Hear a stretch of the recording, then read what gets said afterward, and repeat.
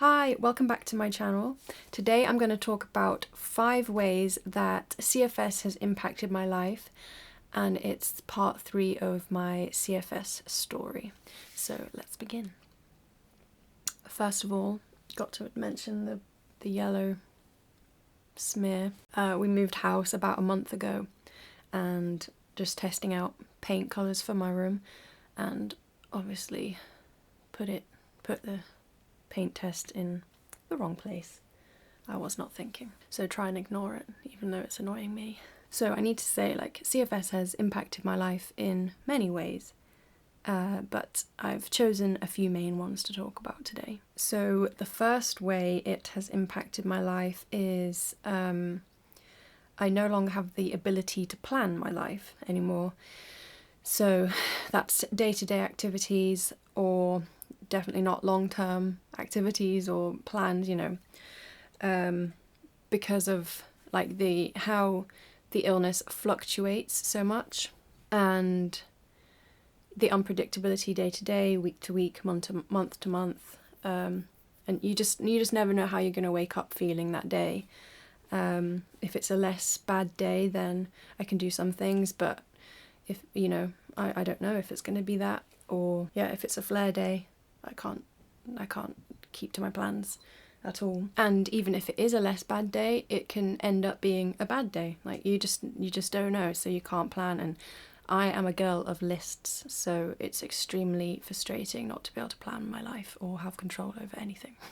And there's a fear or a worry that comes with that as well, because if you do plan something tentatively, you don't know if you're going to be able to make it, and then you have to let people down or something like that. You just never know. And you also, if you are able to go ahead with the plans, you don't know how you're going to be when you're there. If you're meeting up with someone or doing a little trip somewhere, you just never know what it's going to be like. And so it causes me a lot of worry about it. So these things that are supposed to be fun, there's always a shadow of worry. So the next way that CFS ME has impacted my life is it makes travel very difficult. And like with planning activities, there comes a fear of traveling as well, because again, you just don't know how it's going to be. So especially with bigger trips, for example, taking a train in itself is really exhausting. It increases my fatigue, it increases the aches, often the dizziness and nausea as well, especially the longer journeys, when I go to visit my grandparents in England, for example. Thankfully though, since getting ill, I haven't had to do one of these journeys by myself. I wouldn't actually be able to do it by myself. And my boyfriend Leo, who I will introduce you to at some point, he insists on accompanying me on these journeys. I haven't made a lot, but when I do, he comes with me. He carries my bags, he does all the thinking, so I don't have to. And I'm basically carried through those journeys, which has been really nice. And yeah, it's enabled me to be able to go and see friends and family, because I live up in Scotland now, but obviously I'm originally from England and have friends and family down there. Even with him being amazing and doing that for me, those train journeys are still exhausting. So I'm like a zombie by the end of it. But yeah, he enables me to do those rare trips, which is really lovely. Within the travel thing, there is a fear of not the destination, but I have to be careful with the destination. So there are some things I need in place when I'm there. It has to be a comfortable bed, or not noisy, so I can sleep through the night kind of thing. And which I know that's ideal anyway, but before, I could go camping, or it doesn't have to be an ideal situation where I slept, but now it does, otherwise the next day will be a disaster.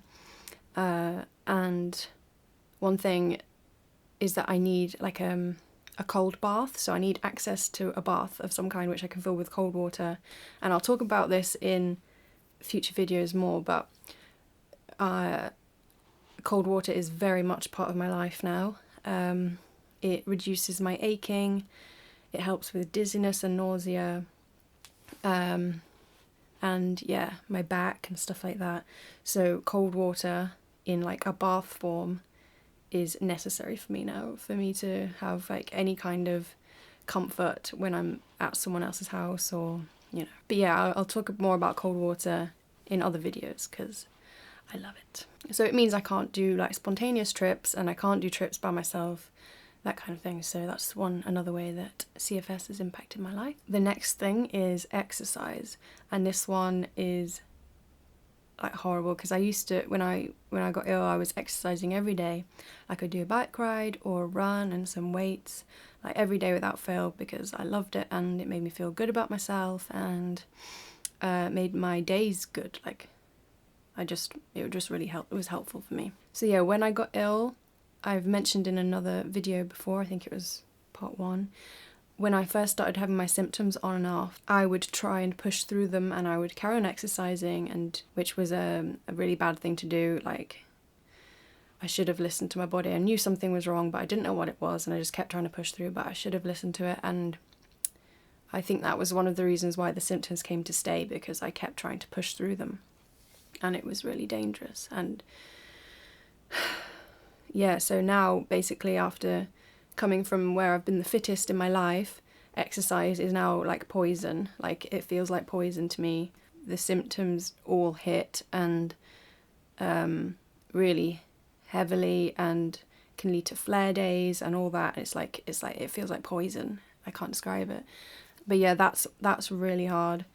Like basically being intolerant to exercise, which was one of my staple activities. And I guess that leads to my next point, really, another way that CFS has impacted my life. There's kind of like a loss of identity, because all the things that I did that used to define me, and I would talk to people about, they have all kind of been taken. You become like half the person you were before, if not less, like probably less, in all the ways that you used to define yourself by, like the things that you could do, that kind of thing. So I've had to kind of try to let go of that, but that's really, really hard. And I remember at the beginning as well, when I first got ill especially, I'd be really scared to meet people if people came to our house, like family, friends or something, because they didn't know me before. So what are they going to think? Are they going to think I'm lazy or just like boring because I can't really do that much? Or, I can't participate in conversations like I used to, that kind of thing. So I was really worried about that. And also seeing old friends, like meeting up with them, and family, and even family.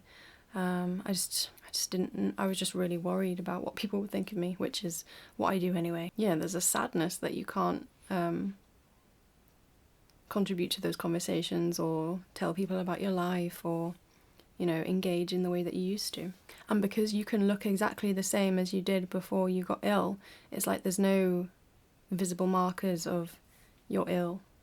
So that can be really hard, especially when meeting new people. You just want to be able to just like explain straight away, by the way, this is not who I want you to see, really. Which again, I'm having to come to terms with, because it shouldn't be like that.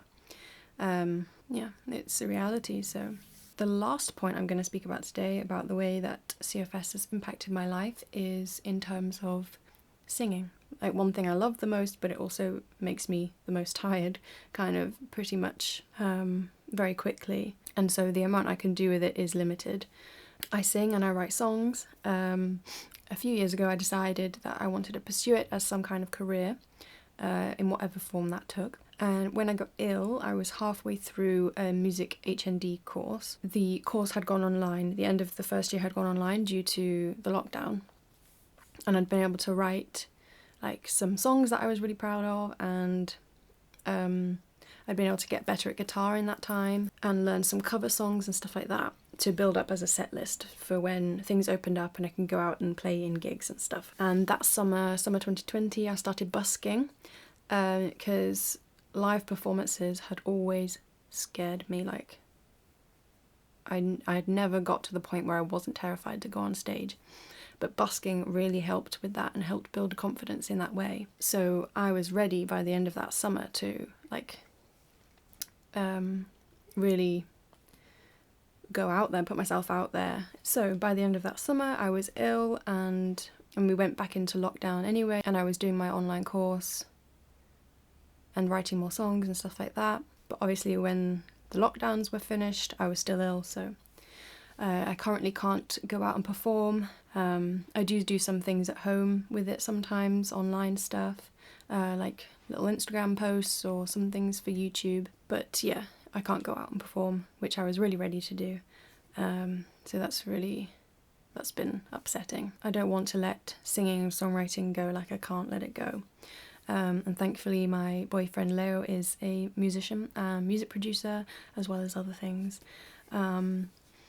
And he's been helping me with some stuff for YouTube, and we're going to work on stuff slowly in the future, which is really nice. It means I don't have to let it go completely, and gives me hope in that area and something to look forward to. I'll link his YouTube channel below actually, because you need to check him out. He's extremely talented and I'm very proud of him. And working on this stuff together is also a really nice thing to do together, because we are currently limited in the stuff that we can do, like going on dates is hard and stuff like that. Like, it doesn't really happen that much.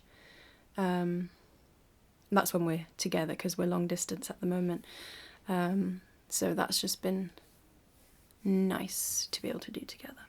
So yeah, that's a few of the ways that CFS has impacted my life. I'm not sure what video I will do next. Maybe one about my cold water swimming, or maybe something about Leo. We'll see. But make sure you check out my previous videos about my CFS story, and I'll see you in the next one.